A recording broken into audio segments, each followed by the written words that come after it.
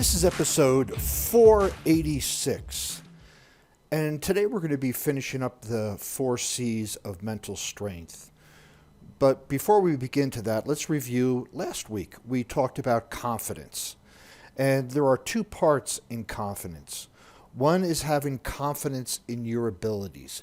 That's your abilities to do your skills and talents, your confidence in your abilities to execute on what you say you're going to do. And then the other is your confidence in your interpersonal skills. That is, are you able to take feedback or, quote, constructive criticism, unquote, correctly? Are you able to stand and make your point on why your view or why your solution is what you believe in? And so these are the two parts of confidence. Now, today we're going to be talking about control. And there are two parts of control. As you can see, these 4 C's have two subcategories. And with control, one of them is life control. And when you have this sense of control over life, it's I believe I can do it. It's in my control, whatever is in front of you. And the other one is emotional control. I can manage my emotions and the emotions of others. That means that you can help diffuse a tense situation. Obviously, we can't control other people, but we can do our best to make sure the environment in which the conversation is happening, that we're able to heighten or diminish the level of emotions in the other person. So, with life control, I believe I can do it. It's in my control. And this means having a sense of self-worth. It describes the extent to which a person feels in control of their life and their circumstances. And this is, when we go back to the warrior versus the victim blames, complains, or justifies about the results. The warrior accepts the results, says this is where they are, I can change them or I can change my attitude about it. But when we start feeling out of control, such as with the recent health situations going on, or with the economy, or with whatever it might be, and we focus all our external energy to the outside world on things we cannot control, that tends to make us feel out of control in our life. But when we can start to focus on the things that we can control, and the biggest one is our mental attitude towards an event. I mean, that is huge. When we can shift that, we are then being able to feel a little bit more in control. And when we can shift and then take actions. So, for instance, with the recent health situation going on there, we may feel out of control. But what can you do? Well, I can stay home and work out. I can create a great nutrition program. I can meditate more. I can do whatever. So I can read some books. Those are things that you can control. And when you focus on what you can control, the things that you can't control automatically fade away. So we don't have to put any effort into blocking or resisting the things that we can't control once we put our attention onto the things we can control. We can control watching the TV and listening to the news. We can control our conversations with other people. Is it fear-based? Is it scarcity? Are we running over the same conversations over and over and over again, which is just the past, which is keeping us in a circle of fear and scarcity? Or are we in control of our conversation with other people about how well we are handling it right now? We're going out for walks. We're doing whatever we can. We're working out. We're trying some new food. And when it gets back to, quote, normal, then we'll be able to get to the gym and we'll be able to feel good, feel better. So are you able to control? I mean, this is a sense of self-worth. When you feel worthy, when you feel good, you know you can control things. When we start feeling bad about ourselves, or even in depression or some other emotional, disempowering emotions, it's normally because we feel out of control. So these are just emotions, because really there is only one thing and one thing only that we can control, and that's our thoughts. And that gets back to the TFAR model. Thoughts lead to feelings, lead to actions, lead to results. Well, where the thoughts come from is the beliefs. So we need to start working on our beliefs and working on our thoughts. When we work on our thoughts, the feelings will change, the actions will change, and the results will change. And we will then understand that we are really, truly in control of our life. So the second part of this is emotional control.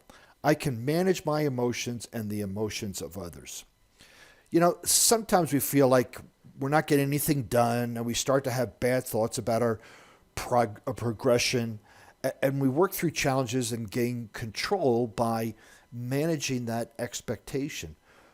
The big thing with emotional control when it comes to goals is that we often underestimate how long something's going to take and overestimate how much we're going to get done. And these estimations are based on nothing. It's just a scientific wild-ass guess.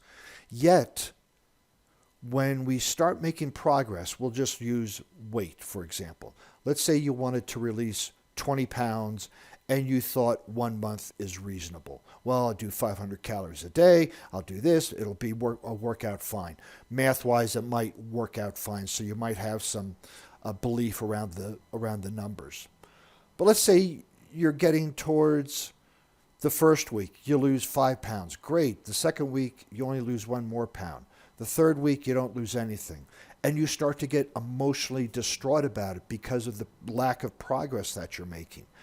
Well, often when we get this emotional distraught, we just give up. And this gets back to, right, when we start looking at commitment in the 4 C's on making a goal and seeing it through. When our emotions become our thoughts, we then make irrational decisions. For instance, we'll use the weight, for example. When you get to that point, what we need to do is go, okay, what I'm doing was working, something must have changed. And you go back and document and look at what you documented, because we want to make sure that, right, there is no failure, there's just feedback. So we need to look at the feedback. You're not releasing the weight in the time frame in the amount that you expected. Well, go back, look at how much exercise you're doing, look at your caloric intake, look at your macros, look at everything. And if everything is lined up, then trust the process and extend your due date from 30 days to 60 days. Because here's the thing, with whatever goal you have, if you give up after 30 days, you've given up. But you're still going to live another 60, another 90, another 120 days. So why not keep doing what you were doing? You're going to live that day anyway. So just suck it up and do the work that you're going to do, because the body sometimes resists changing so dramatically, and once it accepts what you're doing, it'll shift. This could be the same thing for sales. This could be the same thing for a relationship. When we're not making progress at the degree and volume that we thought, because one, we made up that story, we then tend to get emotionally distraught. These emotions also come into place when we are talking to somebody, right, with constructive criticism, like we talked about on the other C's. Constructive criticism. How are you able to handle your emotions when somebody tells you that what you did was lousy? How are you able to handle your emotions in a relationship when someone is apparently pointing the finger at you for why it stinks? How are you able to handle your emotions when things just don't go your way? And when you have the mental strength, you're able to understand this and take a deeper look at it. And this emotion control actually describes the extent to which you can control the display of your emotions. And this is so important. So you may, I'm not saying to be like Spock, but you may have some emotions going on inside, but you can't let your audience or your other person see that. You need to be able to articulate calmly, smoothly, and then maybe go out in the woods and run, or go to the gym and hit a heavy bag to release that energy. But your emotional control is both internal and external, meaning it'd be great to control your emotions internally, because then they're reflected externally. But if somebody pushes your button, you want to be able to control your emotions externally. That is, don't let them know that they pushed your button. So a mentally strong person with high control will usually just get on with it, right? They just build a bridge and get over it. Introspective of how they feel and work through the emotional charge situation without seemingly being distracted or derailed. So this is what's important. Yeah, you get upset, but you keep going, you keep going, you keep going. It's when we let the emotions become our thinking is when we stop what we're doing, we start to get derailed, we start to lose our momentum, and then we start all over again. And usually what happens is if we don't have emotional control, we will say, that person pissed me off. That person got me mad. That person got me upset. What's that doing? Playing the victim, because we're giving the other people power over our emotions. The mentally strong person would say, I am choosing to be upset right now. I am choosing to be pissed off. I am choosing to whatever emotion you want to have. When we know we are choosing it, then we can unchoose it, and then we can have more control of our emotions.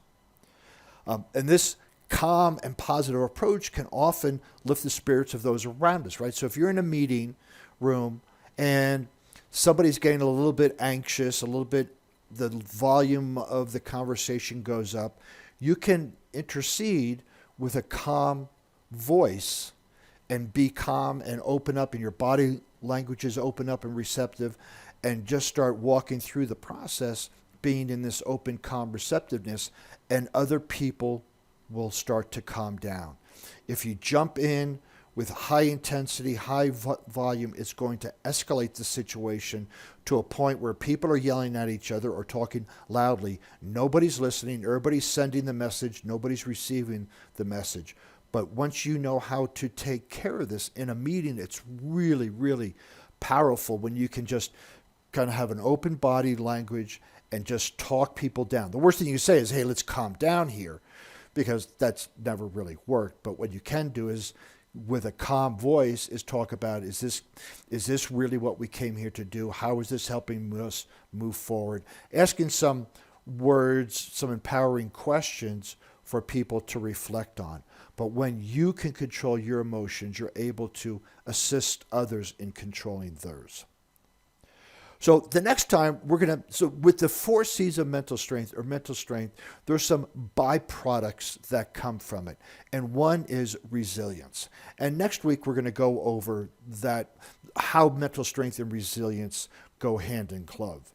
If you'd like to find out some more information or see the podcast where it's hosted, please go to warriormindcoach.com for more information, and you can use the pull down menu, select blog, and see the show notes for this podcast. And please follow me on LinkedIn, Facebook, Instagram, Pinterest, all under the handle Mind Coach.